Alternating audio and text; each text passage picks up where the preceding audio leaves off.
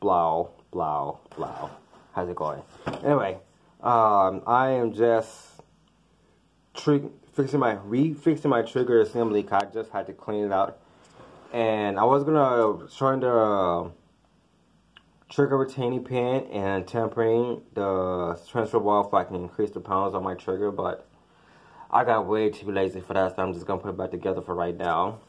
As you can see, what the heck? Let's spin it. There you go.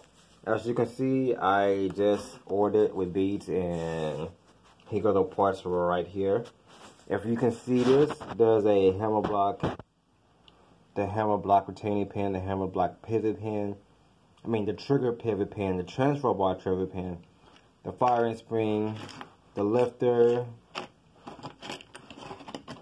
the cartridges carrier, as well as part of the retaining pin that goes to this, and that slide there's a bolt slide to have the firing pin on the inside.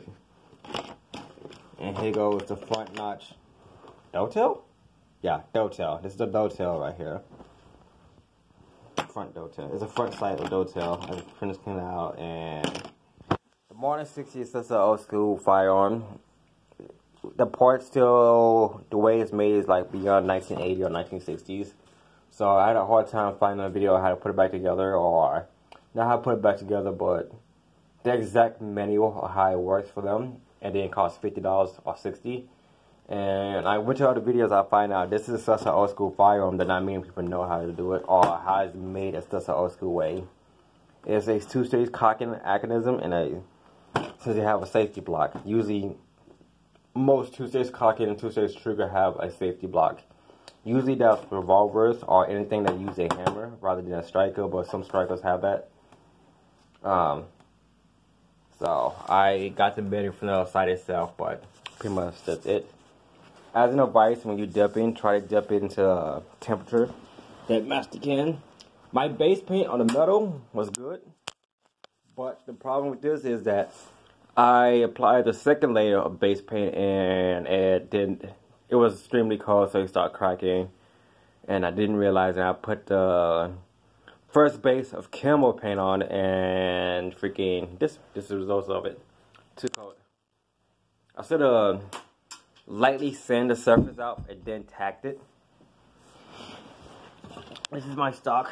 The brown finish on the bottom, I reapply a new stain finish because I want my finish to be like, so that I can rub my face to get it wet. But I applied a base paint, another base paint in that meant for wood, not metal. It's meant for wood. But the problem with the wood itself, that you have to heat it to about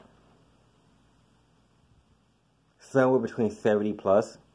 And then you're going to apply the base paint on it. But the problem with that was it's -10, -30 outside. And it's like 30 in my garage or 20 in my garage. So that didn't go so well. The first layer was good because I manually heated. It took me a while. But when I did a second layer of base paint, like I did with the metal, I did not realize it.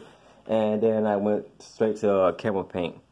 For wood wires, you need to attack the surface where it will stick to the surface. You need to sand the surface lightly with a fine grit number. And then you need to attack that grit. And then lightly sand it with a high grit, and then put base paint on it. And you need to do that for each layer, especially since it's cold outside. If you do that for each layer with cold outside, it will 100% more likely stick due to the fact that I did it already.